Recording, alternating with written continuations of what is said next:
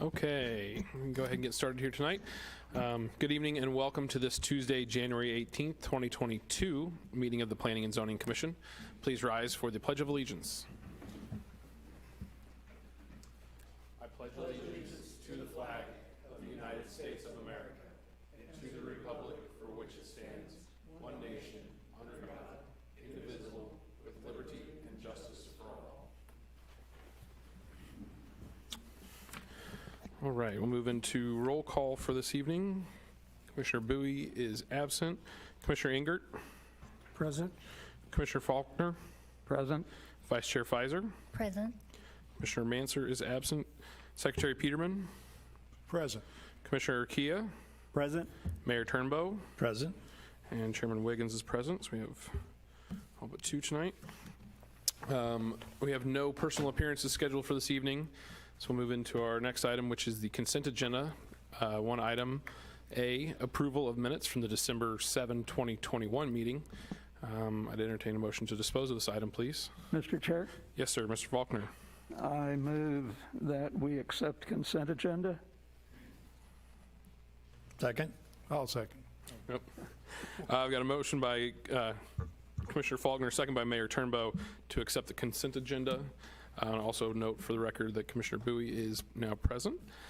Any discussion on the topic? If not, all in favor? Sure. That would be 8-0 because there's no opposition or abstains.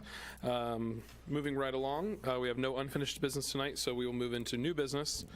Our first item is case 22001, Grube Property Rezoning M1 to R3A, south of Dawn Street, east of Sunrise Drive. This does require a public hearing, which I will open at this time. And I would invite the applicant to please come forward to present their case. Please make sure that the light on the microphone is green, and state your name and address for the record, please. Commissioners, I am going to take over your screens for a second, okay? Thank you, sir. Good evening, Matt Slish, Engineering Solutions, 50 Southeast 30th Street, Lee Summit, Missouri. On behalf of the developer and the landowner, we are here asking for a rezoning. I think Dylan's working his way to it. Can you guys see that now? Yes. Okay, so we're working on rezoning essentially the 10 acres to the south of Dawn Street. So if you're out there now, I think you guys have seen from the maps. I guess I can't see it. Can you push it forward one? There you go. So you can kind of see the highlighted area in blue. Essentially, it's the termination point of Dawn Street to the south. It's an industrial zone piece of property with residential to the west, some residential to the south, vacant to the southeast, and some storage facilities to the east side. The intent is to rezone the site. Like I said, essentially it's 10 acres, it's 9.94 acres, into 114 units, primarily fourplexes. There are, I think there are 2 3-plexes on site. And then there's also a fourplex that's kind of a different concept in the interior side of it. It's kind of an over-under type design. So you'll have 2 doors on one side that'll serve the front side and then the upper level. And then on the back side, you'll have it as well. So it's kind of like you'll have 2 fronts on the interior, the building's on the interior side of it. So it's kind of a different concept, while all of the kind of perimeter units will all be pretty standard townhome type 4-plex, 3-plex units with a front porch and everything kind of accessing off the front. If we can move forward, Dylan, one more. We did have a neighborhood meeting. Staff has provided you a ton more conversation points than kind of we went through. Pretty general, I think, in conversation. I would say the biggest thing we took from that is our neighbors to the south and east would like to see some type of additional screening, some type of a vinyl fence, which the developer has agreed that would be willing to do, work with some type of berm plantings and create some good barrier between us and the existing residential properties to the south and east. Otherwise, they were pretty general questions. Like I said, staff has gone more in depth than we have, but typical, what are they going to look like, who's going to own it, and those types of operations. It's a single owner for the overall site. There will be a community building at the front, and then there will be 2 amenity facilities inside, kind of centrally located on the east and the west side of it. Right now, the plan is going to be a playground facility, maybe a pickleball court, something that can be an active type community space for a variety of different people in there. There are internal garages provided, one for each unit, with additional on-surface parking spaces for the sites for their friends, additional use for themselves. But again, there's one garage space available for each of them. If you look now, those are the elevation views. Essentially, it's a mixture of 2 and 3 bedrooms. So on the right side, those would be our 4-plex units. The 3-plex is a similar style and look at that, but it's your front-loaded type, front porch, pretty standard, pretty traditional type. And then on the interior, which are those on the left side, that's what we're calling an over-under 4-plex. Essentially, it's a unique design that there will be 2 doors on the west side of it, 2 doors on the east side of it. There'll be 2 units on the main level, and there'll be 2 units on the upper level. So what it does is it just provides the opportunity for those internal units, or the ones that have basically front facing to the parking lot. Both of them feel, I think, like they're the fronts, and none of them feel like the rears. We provided some rental rate estimates, thinking that they're going to be $1,200 to $1,500 per unit. And like I said, it's primarily 2 and 3 bedrooms. The 3 bedrooms right now, I think, are going to be centrally located on the center, and then the 2-bedroom units will be on the exterior side of it. This is kind of an overall layout of the facility. So to your right, or the right side of the page, would be Dawn Street. That's as you give it up toward Freedom Stop. Essentially, the design or idea is that the termination point of Dawn Street will be a cul-de-sac. At that point, then everything internally will become a private street under private maintenance and ownership of the development. The community building sits up at the northwest corner. This is intended to be a pretty easygoing flex space, something that'll have something more like maybe a dishwasher, or refrigerator, and a sink in it, but not a kitchen, nothing to prepare food, but potentially bring food in.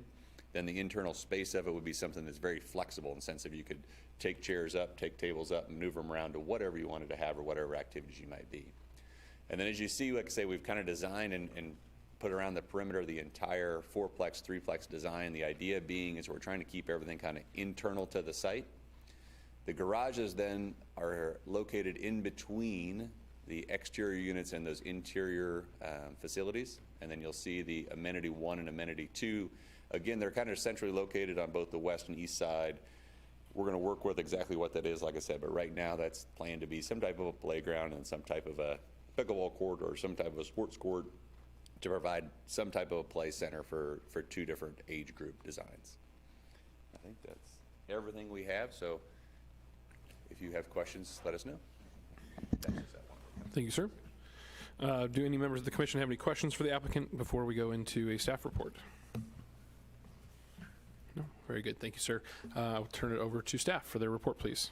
Thank you, Mr. Slit. Good evening, commissioners. Tonight you have in front of you an application for reclassification of zoning from light industrial to multifamily residential. The property is generally located south of Dawn Street and east of Sunrise Drive. The current existing zoning is light industrial, and to the north you have C3 and M1, so regional commercial district, and light industrial. To the direct east you have light industrial. To the south you have R3B, which is going to be your apartment community district, as well as the PUDs, and that's the Morningside subdivision. To the west is going to be R3A, also that multifamily residential. The future land use map of the current growth management plan designates this property as appropriate for business park. The major thoroughfare plan classifies Walnut Street as a major arterial, and while Sunrise Drive and Dawn Street are classified as local roads. As this is a public hearing, this was advertised in the Journal December 30th. I'd like to enter into the record the mailed notices to adjoining property owners, notices of publication in the newspaper, Unified Development Code, the application, the growth management plan, and the staff report. A little bit of history on the property. Actually, a lot was done between the late 70s and into the 80s. The final plat was Johnson Industrial Park for the subject property and was approved August 12th of 1979. And then the subject property was subsequently rezoned from agriculture to light industrial in 1984. The property to the west, which is zoned R3A, was rezoned from ag in 1990 to R3A and has been that ever since. The applicant did say that we had a good neighbor meeting, which was Wednesday, January 12th. Overall, good conversation. I think the thing to highlight is the buffer between this proposed rezoning and the Morningside subdivision. That was kind of the biggest one. Otherwise, we had questions and answers listed in your packet.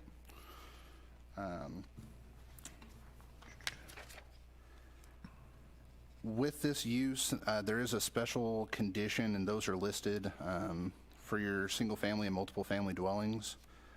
You also have a list of permitted uses within that R3A district, along with your setbacks following that. As a subject property is identified for the future development as business park, R3A, multiple family residential, is a better transition as it goes from commercial on the north and then kind of provides that transition or buffer between that and Morning View Estate subdivision. The applicant is proposing 114 multi-family residential development under common ownership and maintenance. The units will be spread over 3 and 4 unit buildings on the site. The middle building will have 2 units on the first floor and 2 units on the second floor. And proposed amenities at this time are the clubhouse, detached garage units, a playground, a dog park area, and a sport court. Though not required, staff prepared a memorandum of understanding for the rezoning of the property. The MOU would restrict the future development to the number of units and general layout of the submitted conceptual plan. The MOU will be finalized prior to the first reading of the City Council, which, if this does move on, it'll be February 14th, tentatively. If the rezoning application is approved, the applicant will have to come back for a site plan approval and for a final plat. There was the engineering department did provide a memo. Everything is substantial for either existing or to have some type of extension of Don Street. Staff submits their proposed findings of fact. And with the rezoning of the subject property from light industrial to multifamily, staff feels that this is the highest and best use. The MOU would reduce the maximum allowable density of the property by nearly 50%, while providing assurance to the neighbors of the type of development that would occur on this property. And the proposed rezoning will provide a residential development that's compatible with all surrounding uses. City staff recommends the Planning Commission accept the staff proposed findings of fact in forward case 22001 reclassification from light industrial to R3A multiple family. This concludes staff report. Thank you, sir. Following our meeting procedures, since this is a public hearing, which I did open previously, we would invite anybody from the public that wishes to comment on this case to please come forward, state your name and address for the record, and please keep your comments to 5 minutes or less. So if anybody from the public would like to come and comment, please do so at this time.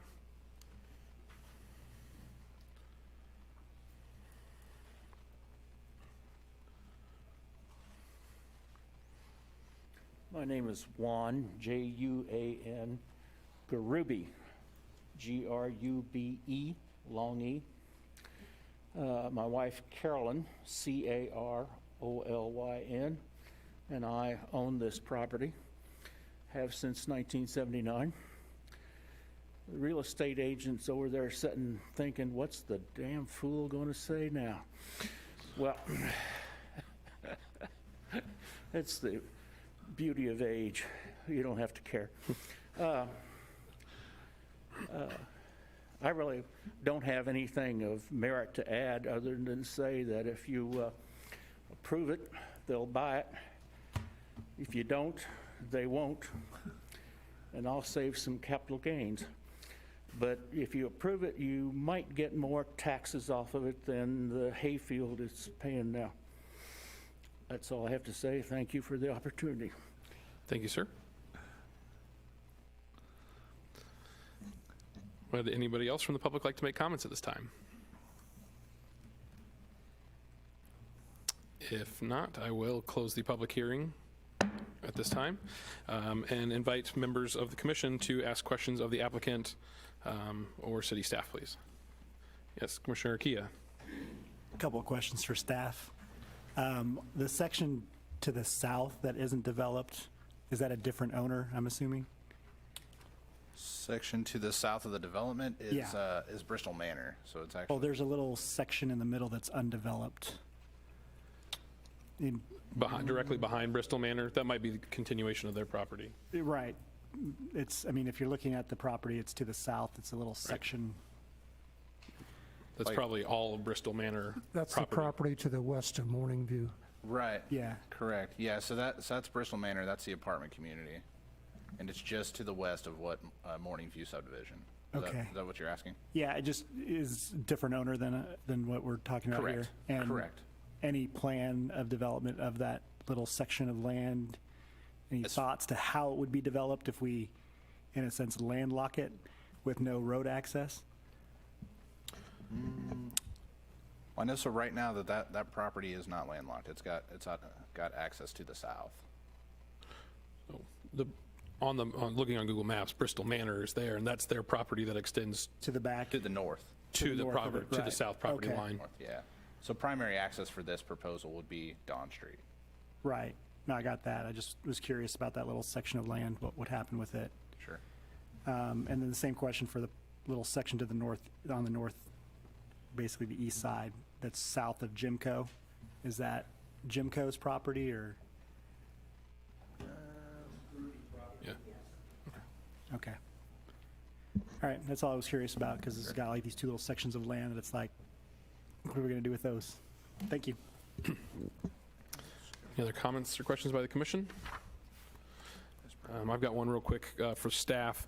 Could you just clarify, under staff recommendation, the second sentence that says the first paragraph, the MOU will reduce the maximum allowable density of the property by nearly 50% while providing assurance to the neighbors of the type of development that will occur on the property. From what I had read, an MOU is not currently in place, so one will be drafted. And this, I guess, clarification of what's being presented to us is 114 units. Well, actually, what's being presented to us is a rezoning.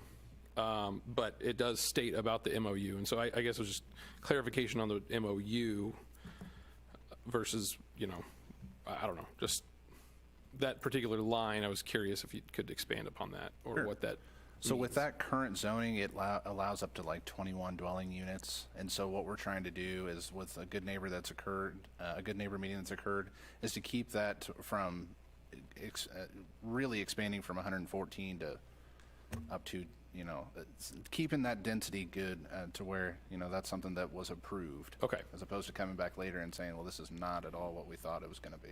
Okay, so what, even though it doesn't apply to this particular case, what has been presented to us by the applicant, it wouldn't further reduce it, it would contain it to that? Correct. Okay, thank you. Any last questions or comments from members of the commission? If not, I would entertain a motion to dispose of this item, please. Chairman, Yes, sir.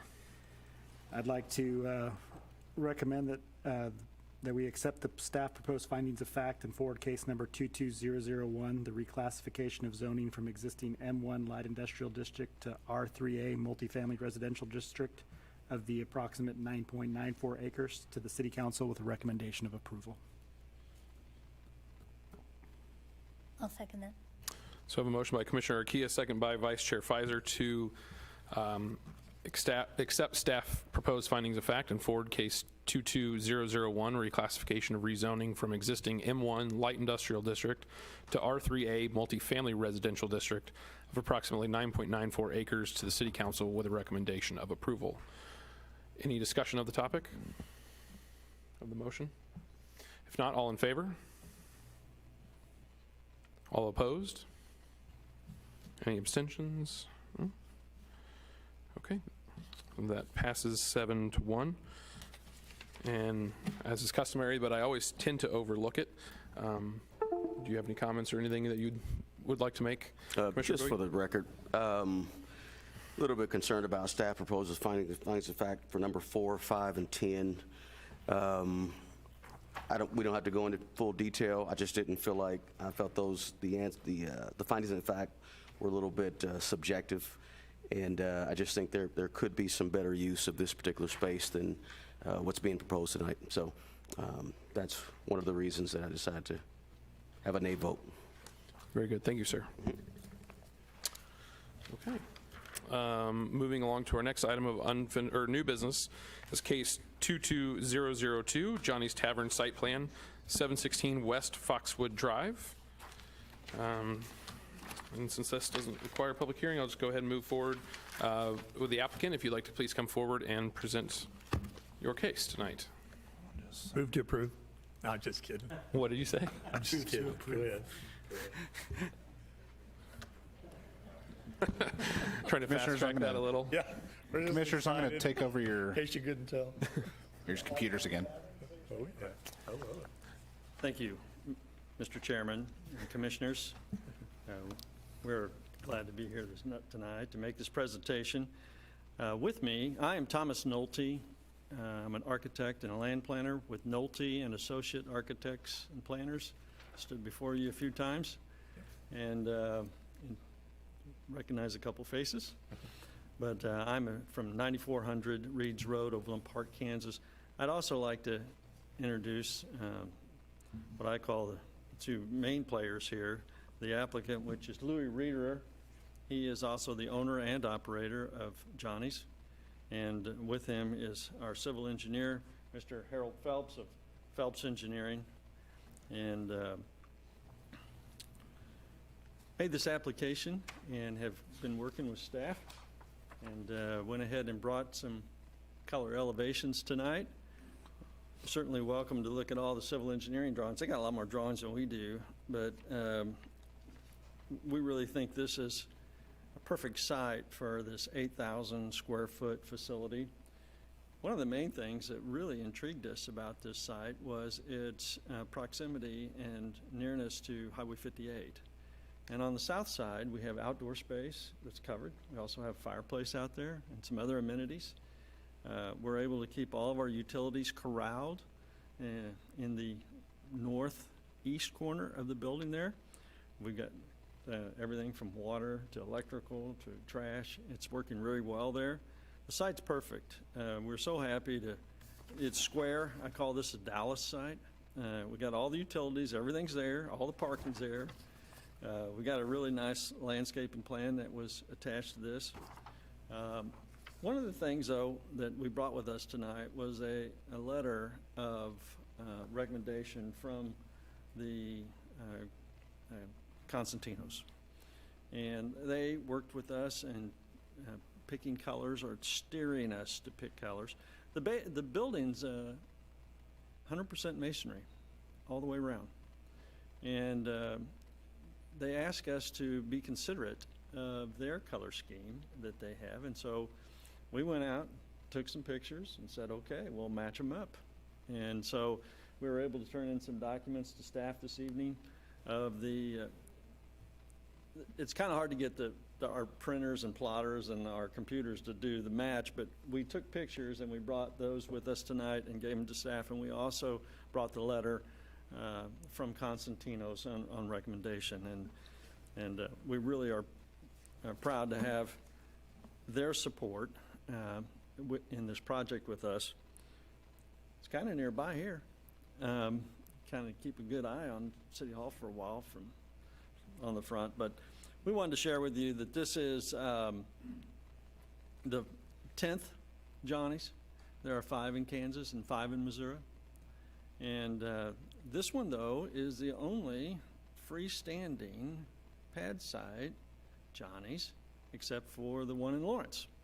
So this is a kind of a big deal for us. And this is what we've worked for in the last 20 years to bring this product to this level of definition. And when you look at the floor plan, it's pretty obvious that the kitchen is as big as and support areas are as big as the public areas. So this is a full-blown restaurant, and if you've ever been to a Johnny's and you've seen the restaurant, their menu, it's extensive. So I think this is going to be very popular. here. We have reviewed the staff report in detail, all 17 pages, and we are in agreement with the findings of fact, but most importantly, we're in agreement with the stipulations that are prior to land disturbance, items 1 and 2, and prior to issuance of building permit, items 3 through 9, and of course the perpetual conditions 10 through 12. So we find no exception whatsoever, and we are glad to answer any questions you might have. Thank you. Yes, Commissioner Kia? When do you plan to break ground? Well, it's supposed to be not as warm tomorrow as today, but no, we need to start working. Hopefully tomorrow we get the green light to start the construction documents. So I believe we will still be probably mid-spring to late spring. And so it's this year. Fantastic. Any other questions or comments? Yes, Commissioner Bowie. Hours of operation, I might have missed it in the documents here. Hours of operation? Mr. Rieger? We will open it. Come on up. Yeah, go ahead and come on up to the podium just to make it official. Yeah, my name's Louis Reeder, L-O-U-I-E, Reeder, R-I-E-D-E-R-E-R. Our hours of operation will follow the statutes of Missouri and of Raymore. I don't know what the hours are, 1, 2 o'clock in the morning. We will probably close on weekdays by midnight, and if we're allowed to stay open until 1 o'clock on Friday, Saturday night, we'd probably stay open until 1 o'clock. Okay. Thank you. Any other questions for the applicant at this time? All right. Thank you, sir. Okay, thank you. Staff, do you have a report for us?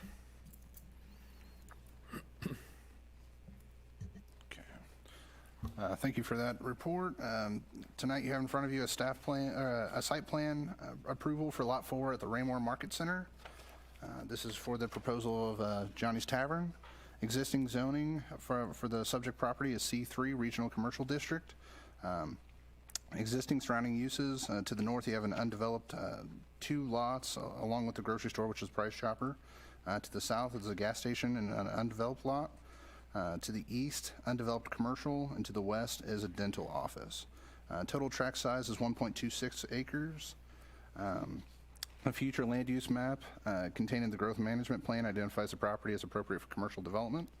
The major thoroughfare plan classifies Foxwood as a major arterial and Sunset Lane as a minor collector. Previous actions on this property: the subject property was rezoned to C3 Regional Commercial District on May 21st of 2006. The final plat for the subject property was recorded in April of 2007, and the property is part of the Raymore Market Center shopping center. Attached, you'll see the engineering memo as well as the document that we received tonight of the approval from the developer of the property. You'll see a list of special use conditions for this use. One thing we wanted to differentiate as we combed through the code, there's a difference between a restaurant and a tavern. And so the difference between those two is kind of the generation of sales, how that ratio goes from food sales to alcohol sales. And I believe they're at 65% food to the 35% alcohol. That's why they're classified as a restaurant. Then we go down to parking, and there's 2 different ways to look for parking, and there's 250 seats, which would generate a total of 63 parking spaces required. With the customer service area of 4,500 square feet, a total of 92 parking spaces are required. Back in 2006, when the Raymore Market Center was approved, there was a shared parking agreement for all the tenants that would essentially be coming to the site or the development. And all of the current tenants, Price Chopper, Taco Bell, and the dental office, have exceeded their required parking spaces, which kind of narrows down the amount of parking spaces that Johnny's essentially has to work with. So there is some additional parking that they can use to the west of the site in between dental office and their proposed site that essentially would still allow for 15 extra spaces for all tenants to come to this development. Staff determined that the proposed site plan is in compliance with the parking standards for the city of Raymore, and the site plan also provides the required number of accessible parking spaces, which we require 3, and they've provided 3. Landscaping, everything out there exists today. So there's five trees along Sunset and 5 along Foxwood, and there's also an existing streetlights. So everything there is going to be done interior to the site, and all utilities are provided. So they're just hooking up to that. It's a true pad site ready location. Signage is not part of this site plan, only for illustration purposes. So the sign permit will be required prior to installation of any signs. The fire district has taken a look at the plan and is approved. Essentially, they will just need to come back and apply for a separate permit from us. Stormwater management, there is a collection system underground that encloses for all the storm sewer collection in that area. And everything goes to Johnston Lake, which is kind of the regional stormwater area for that location and for that development. The trash enclosure is constructed of the same material as the main building. And site access is going to be from 3 different locations, one from Foxwood Drive, one from Johnston Drive, and then Sunset Lane, as there's cross-access agreements for the shopping center. One additional that we don't generally deal with is the there's smoking that they're going to be allowed outdoors, and so our city code says it has to be 100 feet from the main entrance, and so that does comply with that code. Staff submits their proposed findings of fact, and Lot 4, the Raymore Market Center, is truly pad site ready. No public improvements are necessary. This property is a first-tier corner lot, making it highly desirable for this location and the proposed use. Staff recommends the Planning and Zoning Commission accept proposed findings of fact and approve case 22002 Johnny's Tavern site plan. This concludes staff report. Thank you, sir. Any members of the commission have any questions of staff? Yeah, I have a question. Please go ahead. Quick question. Not to sound like the get off my lawn guy, but being as though this is a tavern, okay, and so there is some alcohol and so forth, and which may be a little different for the area. Sure. In that particular area, there's not. Minsky, I think, serves alcohol, but of course their percentages are much different because they serve tons of pizza. Sure. But so has there been any discussion around safety, security, other than the lighting or things like that, since this is a place that's going to sell quite a bit of alcohol? I know that the biggest discussion that we had was when I found the discrepancy of, okay, is this a tavern or is it a restaurant? And based upon what we see in the code, as long as their sales are essentially 51% food, that is, it's allowable. And so it not considered a tavern. And you almost thought, okay, well, Johnny's Tavern, it must be a tavern because it has it in its name. I think, without speaking out of turn, I would assume that it at one time started out that way and has progressed to more of a family atmosphere. Yeah.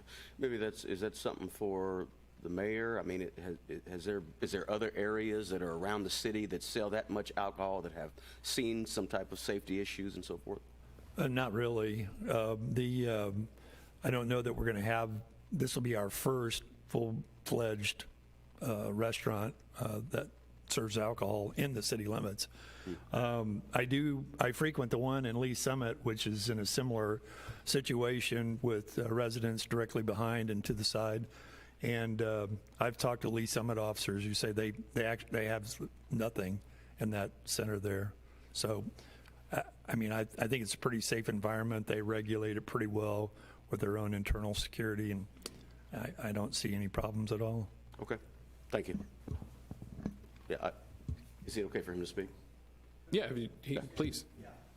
Well, I guess, yeah, because it's not a public hearing, so yeah, you can come up. Please. Wait, Mr. Zer's got his finger up. Johnny's Tavern is a name that we've had. It's been called that since 1953. My partner and I bought that. My partner actually bought that in 1978 in Lawrence, Kansas. and Johnny's Tavern has stuck with it. Over the years, over the 44 years now, we've evolved into a full-service restaurant. We've gone from where we were just selling beer and alcohol, but now we have a full kitchen in every one of our locations, all other 12 locations, one in Lee Summit, which we opened, I think, about 5 years ago. Since then, we've opened one in Blue Springs, in Topeka, and up in Parkville, Missouri. And every one of our locations are consistently right at that 65% food to 35% alcohol. And we have never had any problems with any of the cities. We know, we've been in this business for a long time. We know the people we get along with, the health department, the fire department, the police department. We do what they ask us to do. And so we will be a good neighbor. Couldn't have a much better location unless it was like across the street from this building to be close to the police department, so. I just thought it was important that we No, have absolutely. that discussion a little bit. Yeah. Any other commissioners have any questions? Yes, Mr. Chair. Yes, sir. Mr. Faulkner. So, specific question for city staff, not specifically for Johnny's Tavern, but for any use of this particular lot. I think we've been fortunate, City of Raymore, we've been fortunate for the past several years that vacant corner has been location of the Ripple Glass Recycling. And I know personally that gets a lot of use, so I'm curious whether there's been any discussion about where we might relocate the Ripple Glass Recycling bin.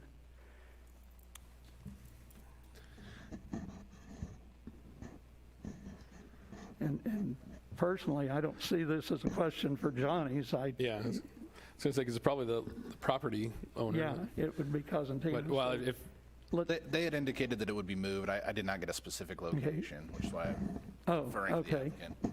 Okay, they being the They were Johnny's. essentially, I think it was going to take up like 3 parking spaces. Yeah. That Well, yeah, I think it would be inconvenient to have Sure. the big dumpster with the traffic when you're trying to Right. have restaurant patrons go in and out. I just, that is, as the folks with Johnny's Tavern have said, that is a very visible location. And as I said, I think we've been very lucky that we've been able to use it for the Ripple recycling, but I am concerned that we not lose that opportunity for recycling in Raymore.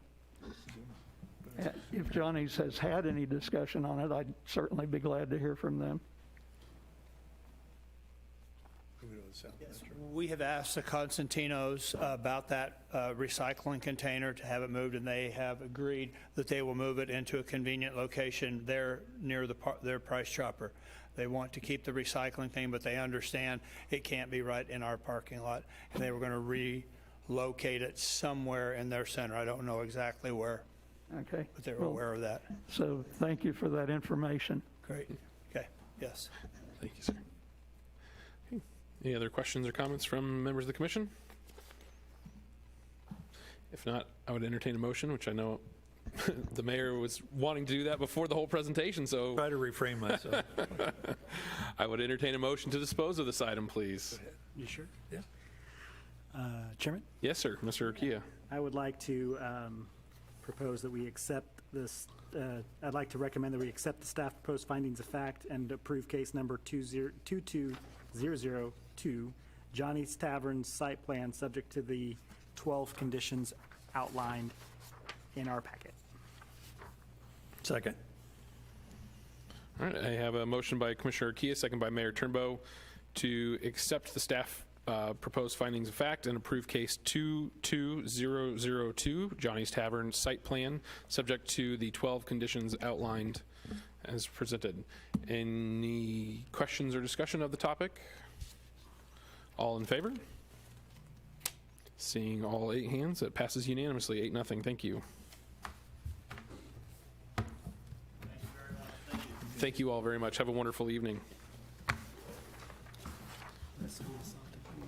That concludes our new business for this evening. So we will proceed into our city council report. Mr. Zur, would that be you, sir? Thank you, Chairman. Jonathan Zur on behalf of the for the City Council report. excuse me, this evening, since your last meeting, we've had 3 city council meetings that I have to report upon. The first one is Monday, December 13th, 2021. During the course of that meeting, we had the reappointments of Commissioners Pfizer and Urquia to the Planning and Zoning Commission, so welcome back for your reappointments. Under unfinished business for second readings, there was the approval of the Lamora Estates Lots 7 and 10 rezoning.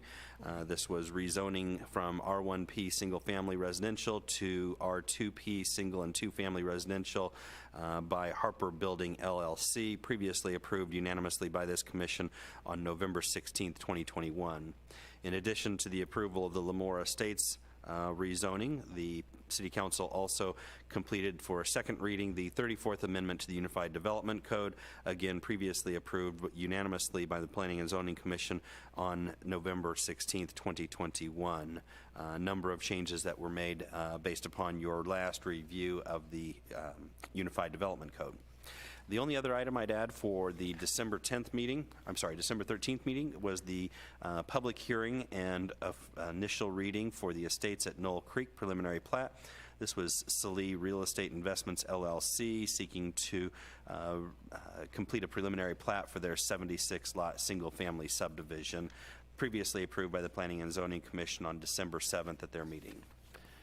That would conclude the report with regard to December 13th.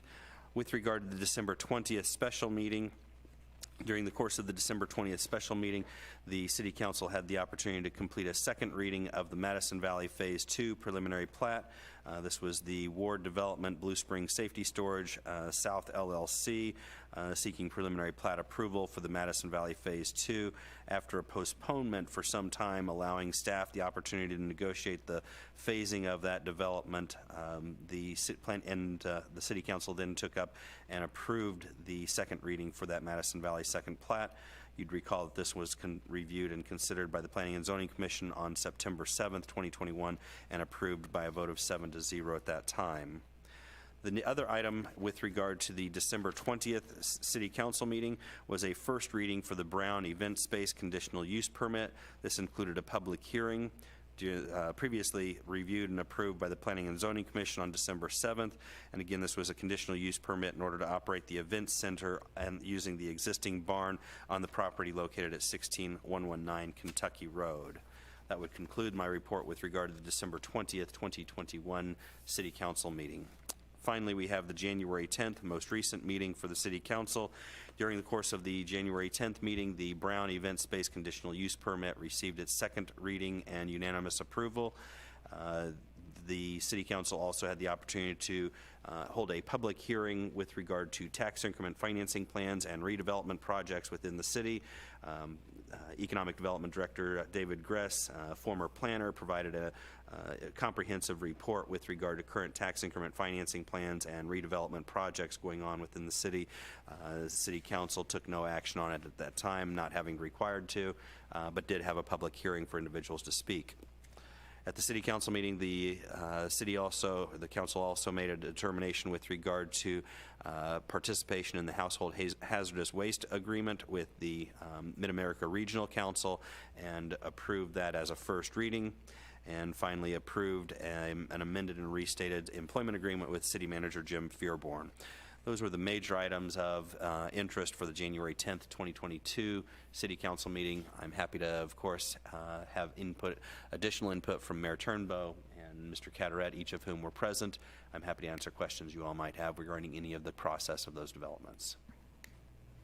Otherwise, that would conclude my City Council report. Any questions? Very good. We'll move into our staff report, please. Just a couple things tonight.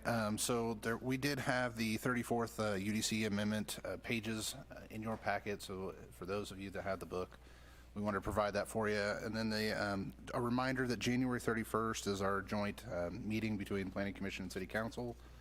Definitely don't want to forget about that. And then February 1st, our meeting for Planning Commission has been canceled. There's no applications pending. And that'll conclude staff report. Quick question on the January 31st joint meeting. Is that back here or where? It's in this building? Okay. And then I have on my calendar 7 o'clock. Does that sound right? And the chamber's at 7? That's correct. Very good. Okay. Do we have anything else from engineering? Anything? Okay. All right. That'll take us into our public comment. If any members of the public would like to come address the commission, seeing none, we will move along to commission member comments. We'll start on my far right here with Commissioner Bowie. Thank you, staff. Exciting to see a potential sit-down restaurant here in Raymore. We're looking forward to that. I think one of the first and obviously one of the biggest in the area. I say biggest, but well-known. We've all been to a Johnny's, right? So excited about that and appreciate your hard work, and that's all I have. Thank you. Thank you. Secretary Peterman? Yeah, I'm pretty excited to see Johnny's. I guess Olive Garden will have to miss out, so anyway, thanks staff for all of the hard work you guys do all the time. Commissioner Faulkner? Just a brief thank you to staff, and I think that's it for tonight. Vice Chair Fizer? Yeah, thanks to staff, and I'm pretty excited about the Johnny's as well. I've eaten at several of them, and they've always been good, and I'm kind of happy that it's not a certain restaurant that we hear about a lot, and it's this instead, so I'm looking forward to it. Commissioner Ingert? Would second and third and everybody else has said too, regards to Johnny's, I'm pretty excited to have the restaurant in town without having to drive down 58 to Belton. Thank you. Commissioner Kia? Echoing what everyone else has said, you may get phone calls from my wife. I've been trying to lose weight. You're not helping. But no, definitely appreciate everything you all do. And They have salads there. yeah. And light beer. Thank you, Mayor. And light beer. Yeah, there you go. Guess there are some options, but appreciate everything you guys do. Well, we won't encourage you too much because we're not all allowed to go out to dinner together. Right, Mr. Zur? That's right. I do like the hours, though, so that we do have a place to go to after meetings. Mayor Turnbow? But no, thank you very much. Great meeting this evening. Great progress forward. I think both projects will bring a lot to the city. Neither one of them is asking for anything, which we always like.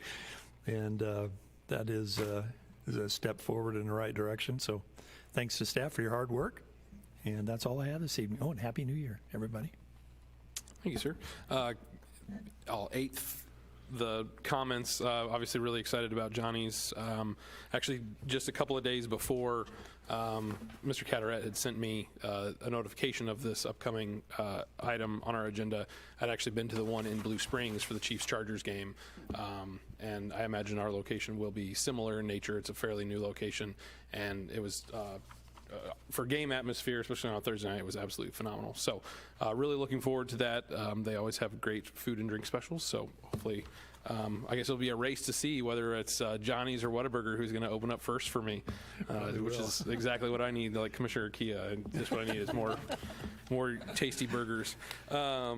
Thank you, as always, to staff for everything that you guys do for keeping us updated and well-informed. Hopefully everybody had a wonderful holiday season and so far is off to a safe new year. Stay safe out there. Do everything you can to protect yourself and others. And with that, I would entertain a motion to adjourn. So moved. Yeah. A motion by Commissioner Kia, second by Mayor Turnbow to adjourn. All in favor?